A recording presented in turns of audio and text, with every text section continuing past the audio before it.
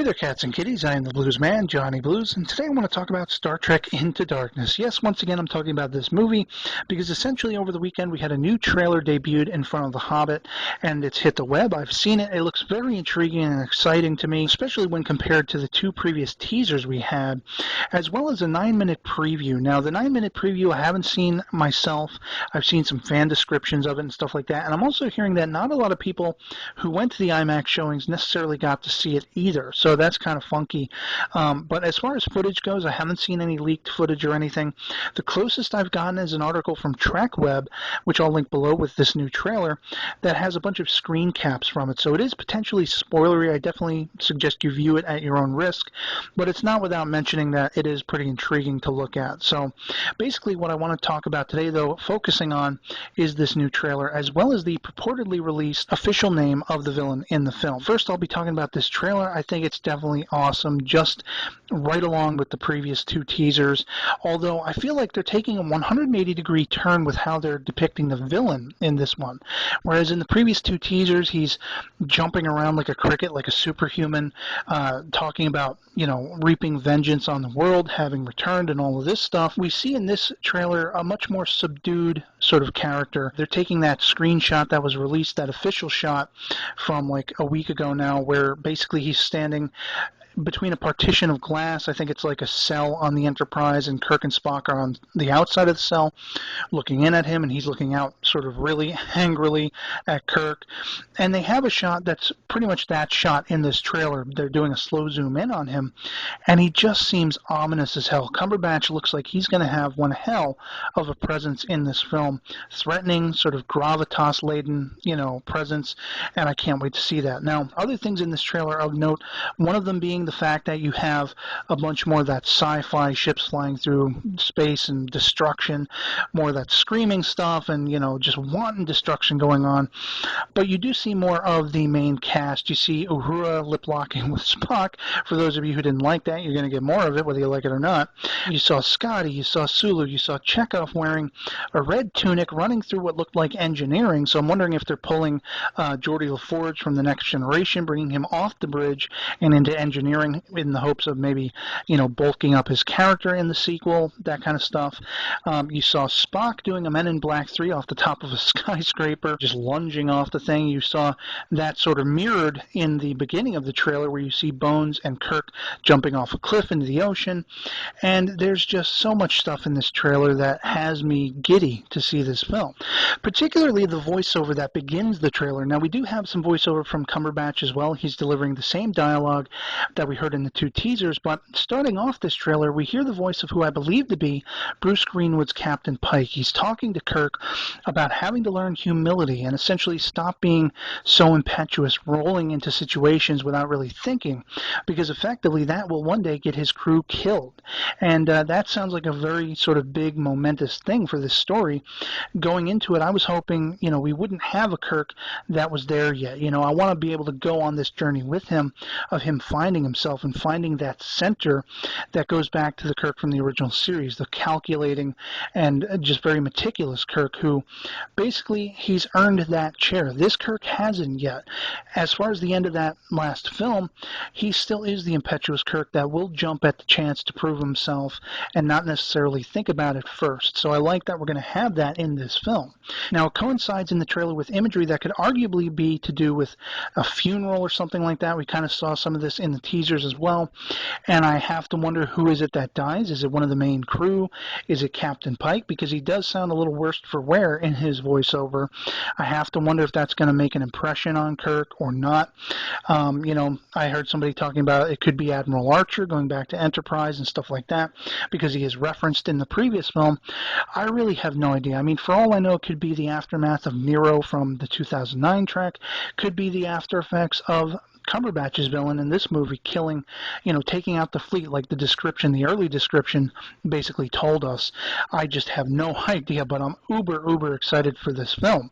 Now, getting on to that villain, we have the purported confirmation of his identity in the form of the name John Harrison. Now, I have to admit, the first thing I thought of was John Harriman, which was the captain from Star Trek Generations in the Kirk era. He was the first captain of the Enterprise B, basically weakened the knees in the presence of Captain Kirk, the legend, and subsequently he is seen as being partially responsible for Kirk's death, the first Kirk's death, if you will, in that film. And but of course I know it can't be related to that. The next thing I ended up thinking was John Harrison. Who are two great sort of film presences? You have John Ford and Harrison Ford, and those are basically the great film director as well as the actor Han Solo himself, Indiana Jones. So that seems like it would be right up the alley of the guys behind this film to sort of do that as an homage. But I still argue the fact that this could be a red herring, that it could in fact be an alias of whoever the true baddie in the film is. And who could that alternatively be? I have had a lot of different speculation videos that I've put up talking about a bunch of different things, from Gary Mitchell to Khan to Charlie X to the Telosians, Harry Mudd. I mean, there's just a bunch of different possibilities. We basically heard from Carl Urban that it would be Gary Mitchell, but I'm thinking it's less and less likely. I basically had the idea that maybe this was another character, another Starfleet, crew member on another ship, other than the Enterprise, that maybe went to the Great Barrier, got superhuman powers, godlike powers, in place of Gary Mitchell, and came back with some burden that he wanted to unleash hell on the world because of.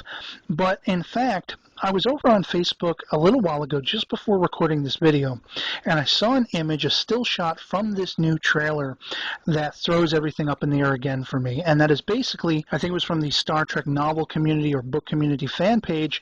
I'll link the image itself, the link to the image in the description, but it's also the one you've been seeing on screen accompanying my visage, which essentially takes a shot from the original series episode Space Seed. This is the one where Khan debuted, and it was essentially the sleeper ship, the Botany Bay, which had left the Earth in like the late 20th century during the eugenics wars.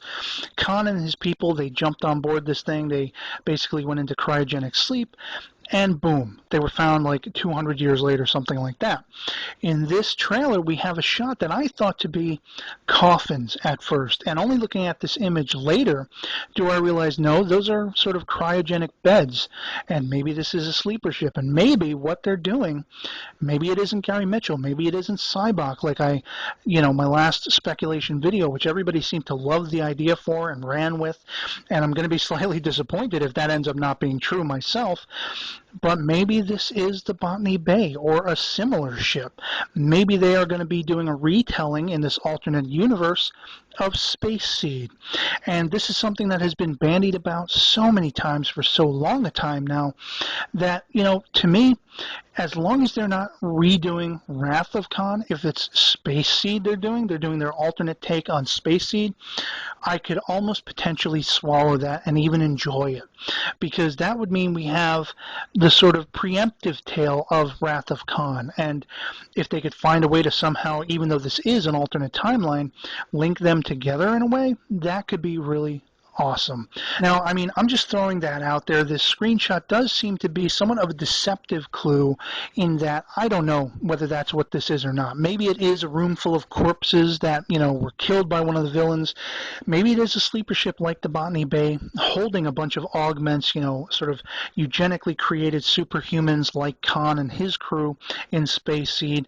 I will leave it to you guys to figure out, and basically, you can comment below with your opinions on it all. The trailer, the screen capture from the 9-minute preview, the viral campaign that just debuted. I left the link down in the description for that, as well as this image. What do you think? Do you think this villain is in fact going to be an augment or Khan himself, even though we were led to believe it could be Gary Mitchell or some such?